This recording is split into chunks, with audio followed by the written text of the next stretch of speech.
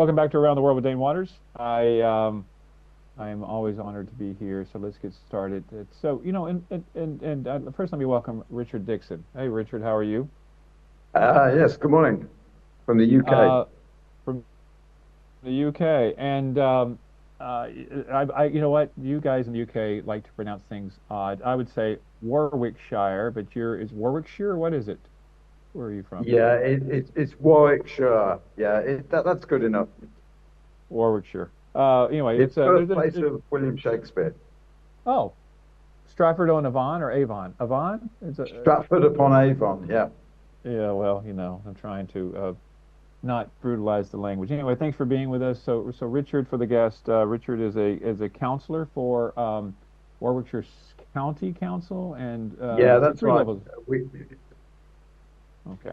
we have three layers of local government here at county level, which deals with social care issues and highways issues and schools issues. And then we have below that a district council, um, which tends to deal with housing issues and planning issues. And then we have the very local council, which tends to deal with parks and local events and that sort of thing. The budget of a county council is somewhere in the region of about £900 million sterling per annum. Wow, wow, that's impressive. Well, the reason I wanted to talk to you is, we on this show we always talk about federal government, national government. And we always talk about what Keir Starmer's thinking about, or President Trump is thinking about, or Macron is thinking about. But you know what? What's the old political say? All politics are local, right? That's what they Yeah. say. And so I wanted to talk to you specifically about, help the audience understand the importance of local government. Yeah, people identify first and foremost, certainly in the United Kingdom, with their locality. You tend to ask people where they're from, which is a dreadful question to ask anybody, really, because we're all from Ethiopia originally. But people will say, "Oh, I'm from my town," and then they might say, "Well, possibly from my county," and then they might say, "Yes, I'm English or British," and historically, and even until very recent times, we've had a real difficulty in my country in really defining what it means to be English and British. Uh, your listeners are probably aware that in the past couple of years, or even since Brexit in 2016, there's been a reset of the British political map, and we're now a five-party country. If your listeners come over and visit to the UK, they will find most of our street lampposts bedecked with English flags, not British flags, not the Union Jack, but the Cross of St George, a statement of apparent patriotism, although some of us think it's nationalism. Except people still tend to identify very much with the local. They get obsessed about local planning issues, highways issues, infrastructure that hasn't been built when it should have been. Well, it's interesting you say that because, for the audience, let's help people understand. So, the United Kingdom, or the British Empire, or what's left of the British, of the British government. The British government basically is England, Scotland, Wales, and Northern Ireland, right? So when you say you're British, you're talking about, hey, like for example in America, we say I'm American, right? It encompasses everything. But when you say you're English, that means that you're from England itself, correct? It does indeed, yes. And in certain parts of England, people will hesitate to say they are English, particularly those who are from the northern part of England. They will say, "Oh, I'm a Yorkshireman," or "I'm a Scouser because I'm from Liverpool," or a Mancunian. And that sort of local identity is very important to people. Yeah, and so this is what people have to understand is that, all these issues, like for a data on a day-to-day basis, the services that people receive, everything from, as you were talking about, the roads, the education to the housing, that takes place at the local level. And it's the Yeah. local governments that have to make those decisions. And so do you find, just out of curiosity, how do you see that there's a conflict between local government and the national government there in the UK? There is a big conflict, and there's also a conflict within local government. So the metropolitan areas, typically in my part of the middle of England, you have Birmingham, you have Coventry, you have Wolverhampton, and then you have the Shire counties, the Warwickshire, the Worcestershire, the Staffordshire, where rural affairs tend to take a much greater prominence in people's concerns about what's going on. At the moment, central government here in Westminster is seeking to reorganise local government to, in its view, make it more cost effective, more efficient by taking out at least one layer of local government. This is proving really difficult, and it goes to the heart of identity, and people really working out, well, which area do I really want to belong in? Well, let's talk about, like for example, the issue of immigration, because immigration is a huge issue globally, but in the UK, it's definitely a huge issue. So you hear about Westminster, excuse me, which when we refer to Westminster for the audience, we're talking about the national government here. Yeah. So when Westminster decides that, hey, we have to figure out how to close up our borders or limit immigration and all this kind of stuff, at the end of the day, when an immigrant comes into the UK, they end up in the locality, and it's the local government's responsibility to deal with them more so than the national government, right? Yeah, that's correct, and it's been a real problem because we've had hundreds of thousands of people come across to the UK, and they have just been dumped essentially in local hotels without any prior notice, any coordination of activities with local authorities, who have then had to provide clothing and food and medical care and education for the kids. And that's just simply a diktat from the national government in Westminster, just simply literally dumping people in hotels. And that's caused a huge amount of friction over the last 12 months. Yeah, I've seen some videos in the UK circulating about people who have actually been protesting and attacking these hotels where immigrants are staying. Is Oh, that a they've been problem firebombed. Yeah. yeah, is that a problem in your area as well? It is in the north of Warwickshire, yes, in places like Nuneaton, the more financially deprived areas. It's a particular source of aggravation. It's not been helped by allegations of assault and, in some cases, rape by some of the asylum seekers. And so how do you deal with that? What do you think is the solution to that issue? Oh, the solution is to break down the barriers between local government and central government to open up the lines of communication to better coordinate the activities.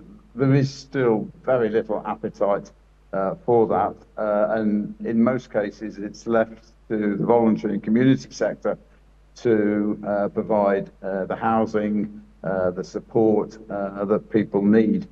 Even yesterday evening, I was just going out to a council meeting. I had somebody knock on my door because a Sudanese woman who'd been put up in a hotel, she'd been granted indefinite leave to remain, which means that she could no longer stay in the hotel with her daughter.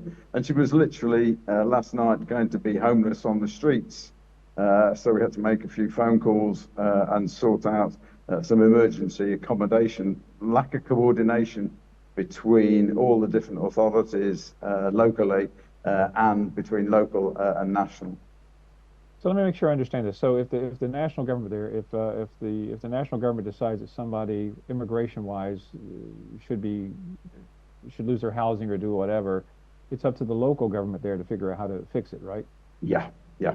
And the local government has long enough waiting lists of local residents on its own housing list. So it usually involves shuffling people around from one form of temporary accommodation to another, or hoping that the voluntary and community sector and its goodwill, often coming from faith communities, can rise up to the challenge and support people. And so, do you think that this is an issue specific to the Labour Party, or was it a No. Tory-created problem, or there's a reform? I mean, is this politics, or is this just the way things are? This is not party politics at all. It's a cultural thing uh, between local government and national government. And also, national government tends to be dominated by people from the metropolitan areas who don't understand, or don't appear to understand, at least, to be fair, the way in which it works in shire counties. Hmm.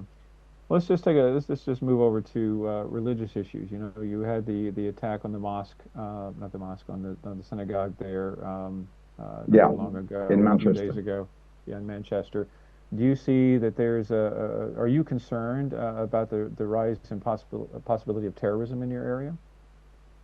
Yeah, it's a huge issue for us, and part of the problem that we're seeing is a change in the last few years where those who were from the so-called Islamist extremism wing, the structures were easier to identify and infiltrate.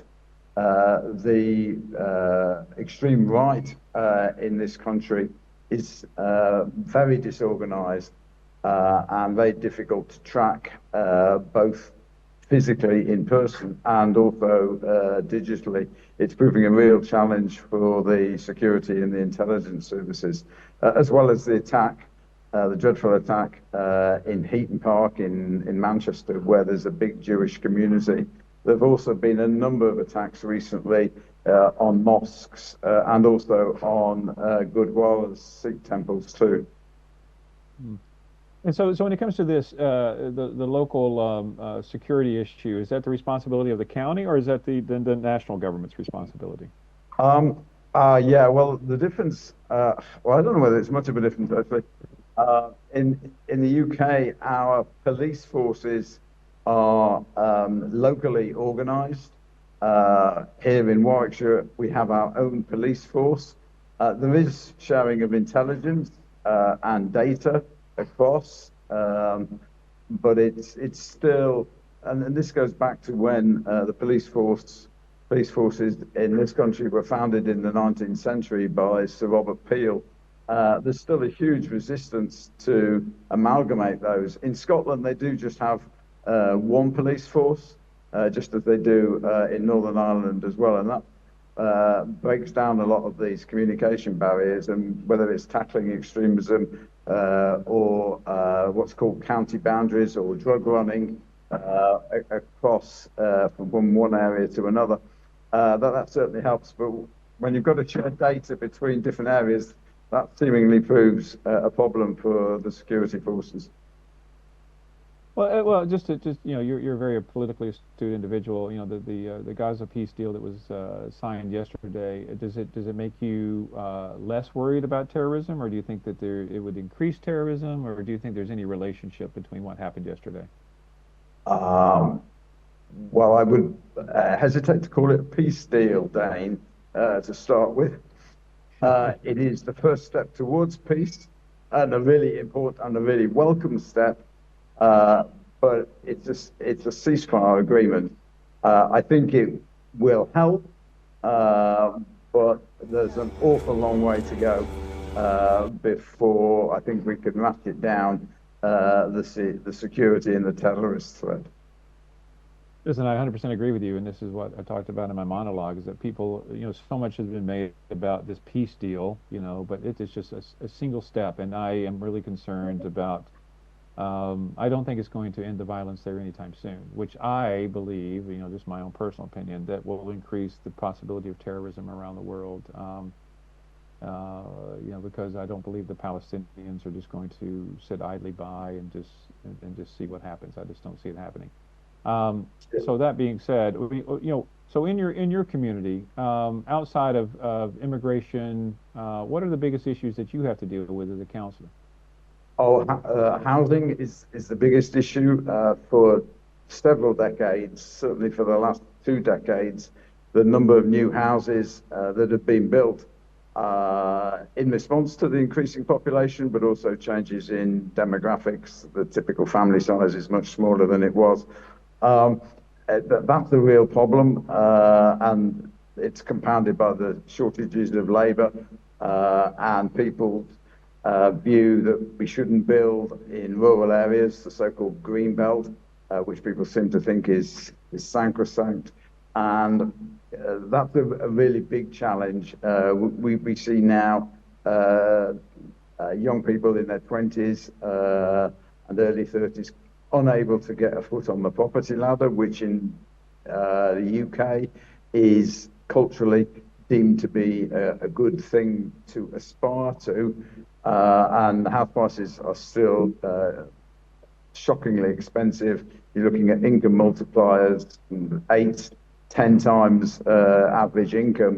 And that's a real problem. And it's causing unrest because younger people are having to stay at home, or they're living in temporary rented accommodation, which is not good for building communities. So, once again, this is a global show, and the UK has a lot of, we talked about immigrants, but legal immigration as well. But do you think that the most British citizens, or I should say English citizens in this case, or whichever you want to talk about, do you think that they're welcoming of immigrants in the country, or do you think it's I mean, because we see the rise of reform, right? And we see the rise of them based on immigration. Yeah. As a Brit, I don't know what to call you, a Brit or an Englishman, but do you think that your country is welcoming of immigrants? I think it's much more polarized than it was even 5 years ago. I see a huge amount of goodwill being extended by the voluntary and community sector and by the faith sector to people who are deemed to be illegal immigrants. But I look particularly at the conversation on digital media and in certain white communities where, when I go knocking on doorsteps as a local councillor, as I'm doing it sort of every week, people are very resistant to people who they think are not like them. Yeah, they'll say, "Oh yeah, I have no problems with my next door neighbour who's from Iraq, Iran, Ethiopia, or Sudan," but those immigrants know.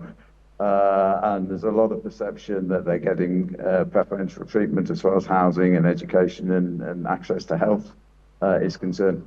So I think it's much more polarized than it was. And unfortunately, both our digital media and our mainstream media, even the beloved BBC, is falling prey to extreme views. Well, it's a difficult time globally, and Yeah. I love the UK, I really do, but I tell you, I see it like every other country that it's heading down a path that is of great concern.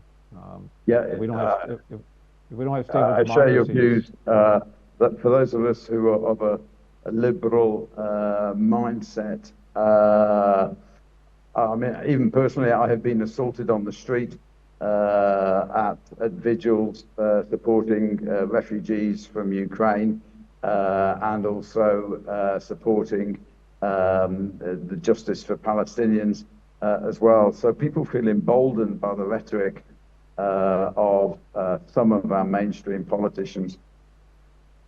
Absolutely, I agree with you 100%. It's very concerning on every level. Listen, Richard, sadly we're out of time. I really appreciate you being with us today and being in the hallway to have this conversation. It means a lot to me that you would talk to us today. So It's really good luck. to talk to you, Dane, and your listeners.